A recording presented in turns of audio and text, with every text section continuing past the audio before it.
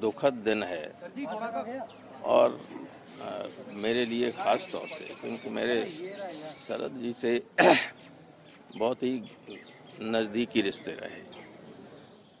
जब 86 में वो राज्यसभा में आए थे तो मुझे याद है कि नेताजी ने कहा कि वहाँ इटावा में बोर्ड बनवा दो, क्योंकि उस वक्त जिस राज्य से आना है उसी राज्य का मतदाता होना चाहिए। तो नोटिफिकेशन अगले दिन होना था, उसी दिन बनना था वोट। खैर एसडीएम के पास में गया तो उन्होंने कहा कि इसमें प्रक्रिया में बहुत टाइम लगेगा। मैंने कहा शरद जी को तो राज्यसभा में भेजना है, इसमें कुछ जो कर सकते हो तो करो। तो उन्होंने कि तो अब मत कहिए कि वोट नहीं है।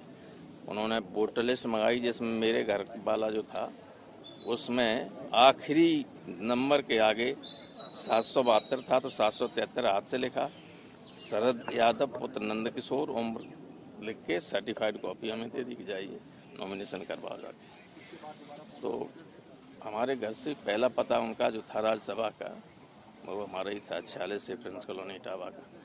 और इसके अलावा ये आप जानते हैं हिंदुस्तान की राजनीति में ऐसे संघर्षशील लोग हैं ही नहीं। स्टूडेंट लाइफ में आप में से बहुत लोग पुराने लोग जानते होंगे कि शरद जी के सारे हाथ पैर पुलिस ने तोड़े। जी बताती थी सारे, लेकिन कभी उन्होंने पीछे हटे नहीं। और राज्यसभा और लोकसभा में आप लोगों ने देखा होगा, जब तक ये लोग रहे शरद जी, एक वक्त तो शरद जी, मुलायम सिंह जी, लालू जी तीनों जो हुआ करते थे तो संसद की कार्रवाई भी देखने लायक होती थी, संसद जीवंत रहती थी।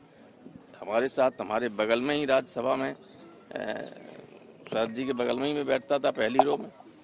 तो कभी ऐसा नहीं हुआ अपने किसी भी मुद्दे को अगर मैंने उठाया होगा तो शरद जी ने मुझसे भी ज़्यादा आगे बढ़कर हमारे उस इशू का समर्थन किया।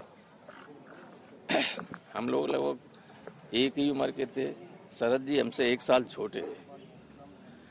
लेकिन दुखद है, देश की राजनीति में इस तरह के संघर्षशील लोगों की बहुत ज़रूरत है, जो अब कम ही होती जा रही, क्योंकि इस वक्त कोई हिम्मत ही नहीं कर पा रहा है।